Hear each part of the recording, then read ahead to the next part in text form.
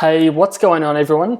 In this video, I'm going to be comparing NordVPN and IPVanish as a paying customer for both of these services and see which one comes out on top. So in this video, I'm going to be comparing such things as speed, security, the amount of servers they have, and also at the end of the video, I'm actually going to go ahead and connect both of these VPNs to Netflix in real time, just so you guys can see how they perform. So quickly, just before I do get started, I'll let you guys know that I do have massive discount links down below in the video description for both of these providers if you do decide to go with either of them. Let's get started. Okay guys, so the first thing I looked into when comparing NordVPN and IPVanish was the price. So as you can see from this quick comparison here, there is a massive difference in price between these two services. And depending on when you are watching this, you can see the link down below in the description for the most up-to-date prices. So for NordVPN, it's $3.49, and this is based on their 36-month plan, which does come to a grand total of $125. And when you compare this to IPVanish,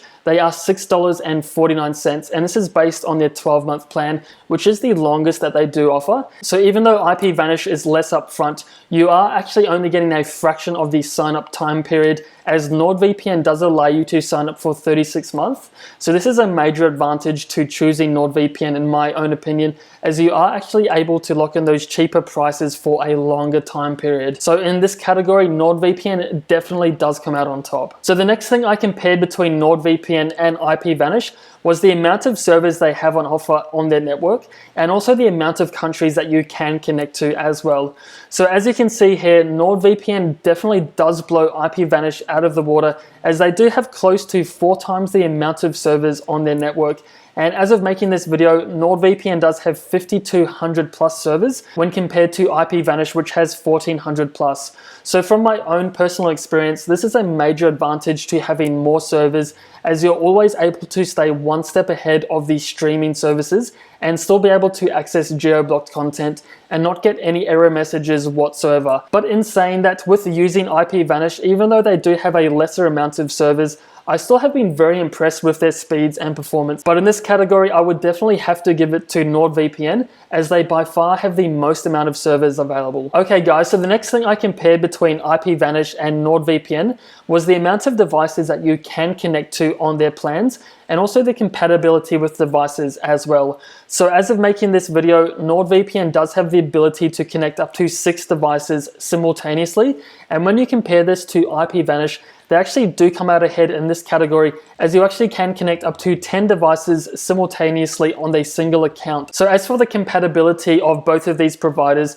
I would say they both do a really great job. And from my own experience, I've used both of these for my Apple TV, my MacBook Pro, my iPhone, and also my Android tablet. However, when it comes to the amount of devices you can connect, IPVanish definitely does come out ahead in this particular category. Okay guys, so the next thing I looked into between NordVPN and IPVanish was their security and encryption features. So as you can see, NordVPN and IPVanish both have the OpenVPN protocols and also the AES 256 military grade encryption, which has become expected pretty much across all the VPN services nowadays, as this is the benchmark that many companies do try to aim for. And you also do get the compatibility with torrenting as well. And from my own experience, I've used both NordVPN and IPVanish with BitTorrent and uTorrent with no issues whatsoever. However, when it does come to the login policy of both of these companies, IPVanish has had a somewhat rocky track record, as they actually have leaked personal data to government agencies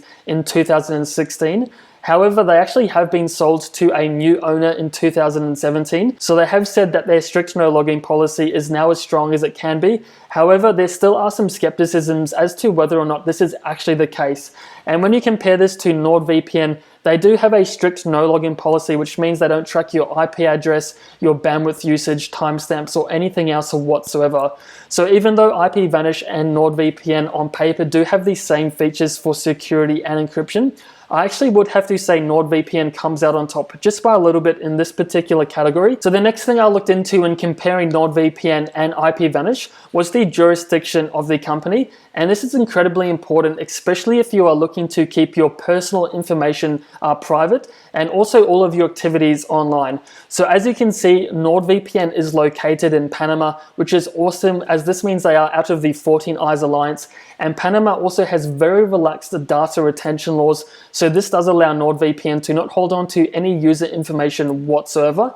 And when you compare this to IPVanish, they actually are located in the USA, which to myself is very surprising, as many VPN services actually do try to locate themselves out of the 14 Eyes Alliance, and the USA is by far one of the most guilty governments, as they actually do have the NSA program. So this means they do have the ability to audit and subpoena certain companies and get information from them. So in this category, NordVPN definitely does come out on top. Okay guys, so the next thing I compared between NordVPN and IPVanish was their compatibility and performance for accessing geo-blocked content, and also getting around geo-blocked restrictions as well. And from my own experience, I've found both of these providers do an exceptional job in allowing me to access all the different versions of Netflix, and also accessing other streaming platforms such as Amazon Prime and also HBO Go. So what I'm going to do now is actually jump over to my Netflix account and connect both of these VPNs in real time, just so you guys can get a real world indication of speeds and performance. Okay guys, so I'm over here on my Netflix account, and currently I'm not connected to any VPN services whatsoever. So this means I'm missing out on thousands and thousands of TV shows and movies that can only be found on the other versions of Netflix around the world. So quickly, just before I connect to any of the VPNs in this video, I'm just going to go ahead and search for the TV show Friends, just to show you guys a quick before and after comparison. So I'm just going to go ahead and search for this one.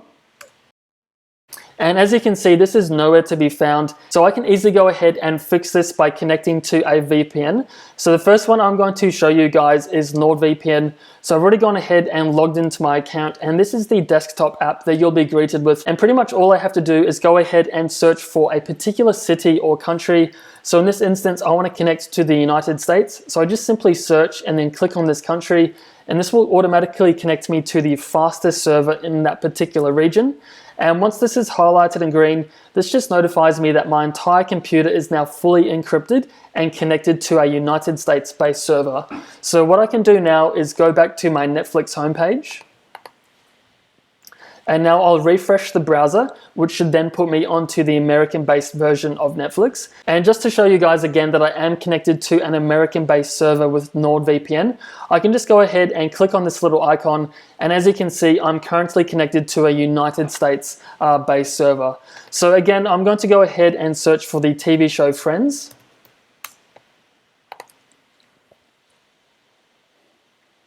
And as you can see guys, just like that, we now have access to the Friends TV show, and we also have access to some additional TV shows such as The Office, Grey's Anatomy, Parks and Recreation, and a couple of others as well. So what I'm going to do now is actually go ahead and play a little bit of this TV show in real time with no edits whatsoever, just to show you guys a real representation of what it's like to use NordVPN.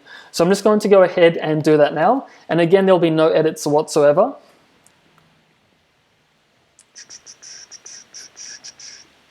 And from my own experience, it does take around 5 to 15 seconds to get started. But once it does, there's pretty much no issues whatsoever with the buffering as well. So again, I'm going to let this play out in real time with no edits. So there you go guys, now we have the Friends TV show fully streaming with no buffering issues whatsoever.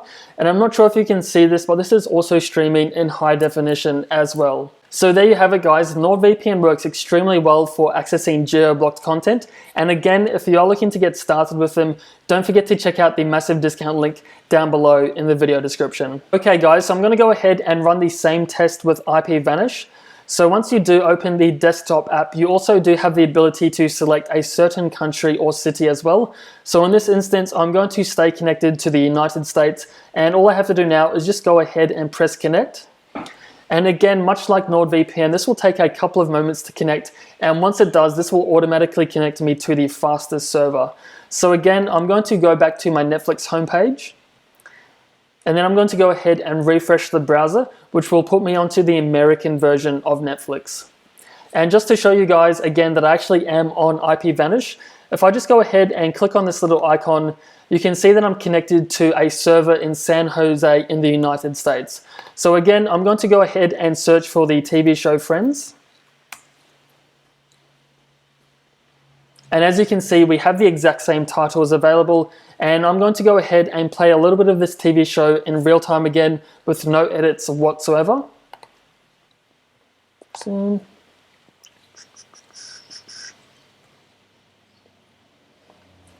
So there you go, guys. IPVanish actually was faster in this instance, and that literally only took a couple of seconds to load.